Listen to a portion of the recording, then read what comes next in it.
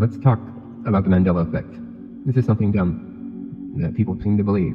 Or maybe the internet is just telling us we believe it. Because I don't meet too many people that actually believe this and don't accept the very simple truth that's in front of us. And anybody who believes the Mandela effect, we're talking about the effect where people remember something different. Dismissing the fact that memory is an experience that you have now, which is played through your feelings and how your assigned values and your own references. The issue is pretending that we have perfect recall on these things and they're not shaded by our feelings about them, the references of the time, and just our very particular specific perspective in this reality. So, okay, so there's a lot of ways this can go, a lot of ways I can explain this. But the easiest one is for me just to ask someone who believes in Mandela effect, are you fucking sure that's what it was? Because when there was more printed news, when there was more printed things that we read, like in magazines and things, because we didn't get news right away, like instantaneously, like we do with the internet, that moves at the speed of light. We got it weeks later in a magazine. You weren't told about a scandal. That's why those rags at the, those newspaper rags at the store, the tabloids, that's why they sold, because they put sensational headlines up. And after a while, you knew that they were bullshit. They were like, aliens, it's found. They found that Elvis is an alien. Elvis and Michael Jackson, some shit like that. You saw that, but you didn't think reality was changed because that was fake. You knew it was fake back then. But okay, so something that happens in printed types of news and printed types of announcements is that they make the mistake of misspelling and printing it wrong. And if the editor does not catch that mistake, then it gets printed, right? And here's the thing: people were fallible back then. Not every article that went out was perfect. And now it's caught more. It's caught way more. There's a bunch of retractions that, they have a blurb on it in the next issue or whatever. Sometimes they didn't. Sometimes it just went, so something like, okay, if they're reporting on, the Berenstain Bears or whatever, they might write it as Berenstain. You might see it as that. It doesn't mean that the official title was that ever. It means that your memory is eclipsed by the fault of men that wrote it down before you. And that might be getting caught in memory. What else is caught in memory is how you spell it. Because when you write text, you're well aware of how many words you misspell and how many times, there's this thing that we do, right?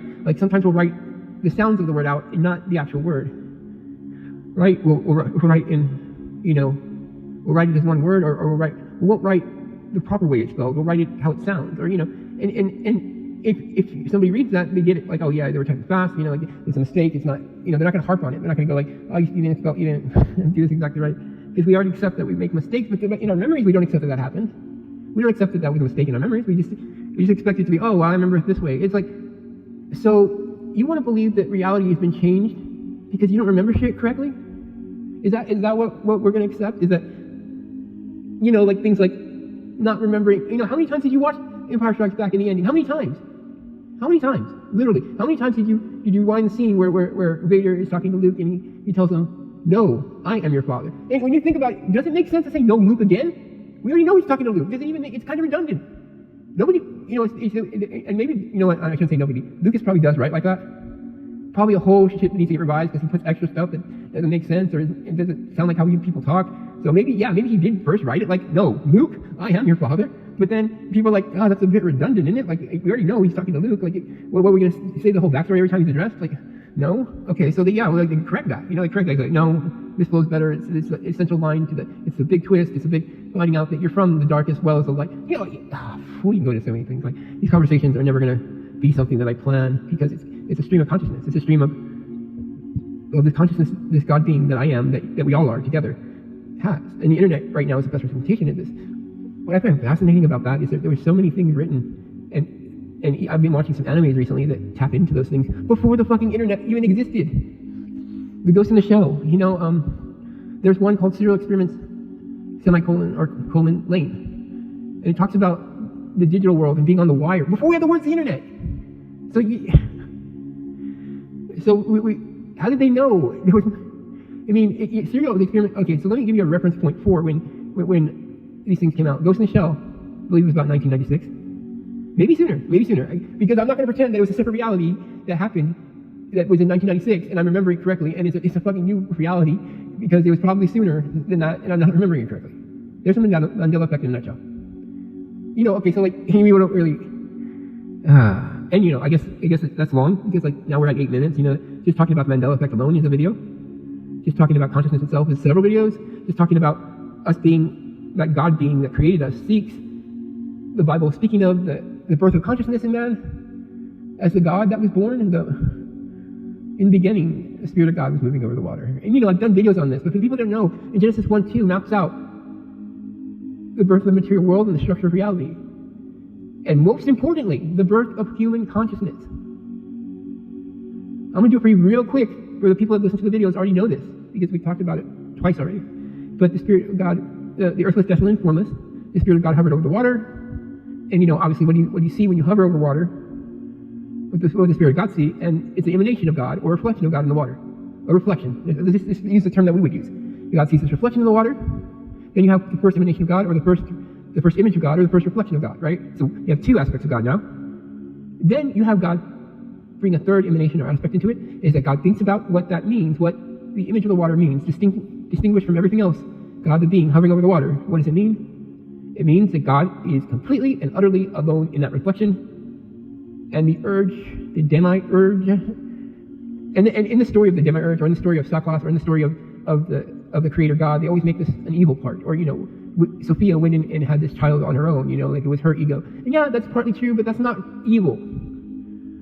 And to say that evil is to say that original sin is completely evil, to not want to be alone. Do you really believe it's evil to be lonely? Okay, so so let me go on with it. So as we go, God sees that he's alone, the desires to create a companion comes into him, and he makes the rest of the world, makes man. That's how it starts. That's how it starts. The inciting event for the creation of the material world is God feeling alone. And you can dispute this. I challenge you to go read Genesis 1:2. Genesis 1:2. Go read Genesis 1:2 and try to think about what it's really trying to say here. What is with the imagery of God being over water? And I'm saying it wrong, because we're the ancient people that are looking at it. We're the primordial beings that, we're the beings that are ancient and don't have technology that are looking at this. We're completely assuming that our world is more advanced than the world this comes from, and they knew more about this shit than we do. That's kind of fucking arrogant and stupid, because the technologies that they've left behind, we haven't even figured out yet. Their understanding of the universe, electromagnetism, building the pyramids under the stars, lining up with Orion, creating a field of electricity that Tesla tried to copy. And Tesla's right about a lot of things, but he never took credit for it. He said that these technologies were around already, and that we needed to tap into what they already knew. The magnificence of 9, the electromagnetic energy grid, 3, 6, and 9. You have 4, 7, and 3, 6, and 9, 4. Wait, 1, 4, and 7. No, I'm not sure. 1. The grid works in like that. And I know there's probably not a 0 in it. Here's the thing. Here's another thing to mathematics. This is an interesting thing to y'all. That mathematics is wrong. So the things that Terrence Howard is advocating are not completely wrong.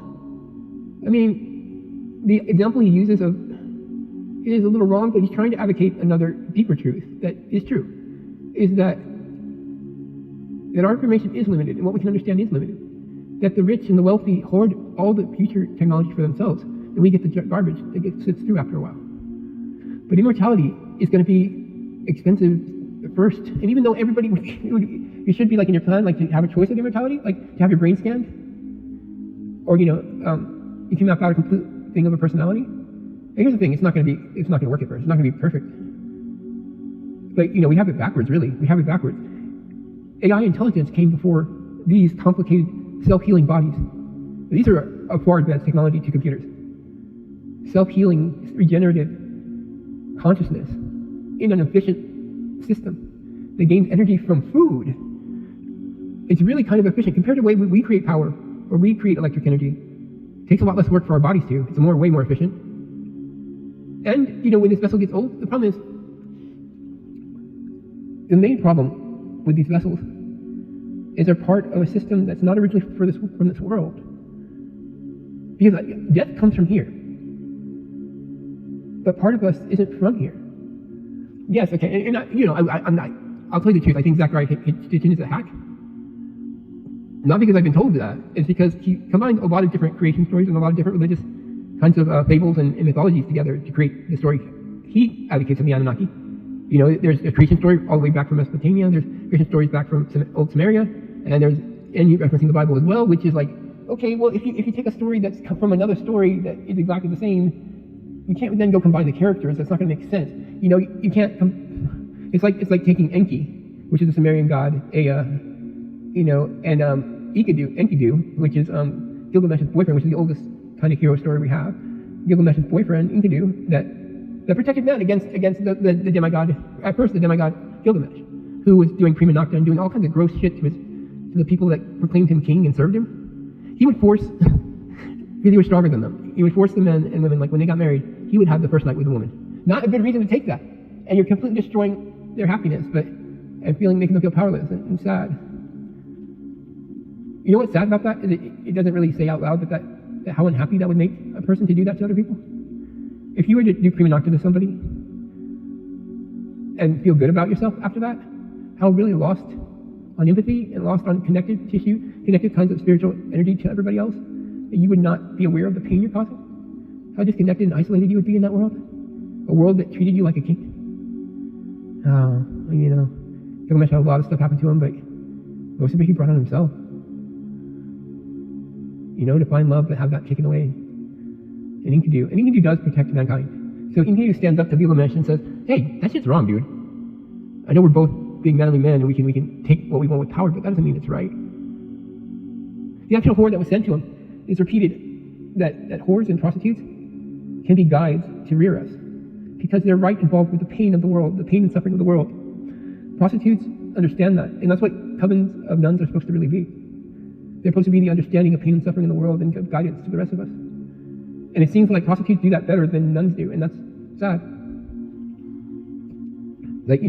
Talk to me in the comments, talk to me, send me a DM, you can ask me questions, whatever. Just, these things need to be talked about, and I'm here, I'm here for all of you. Just as you're here for me. Thank you for your time.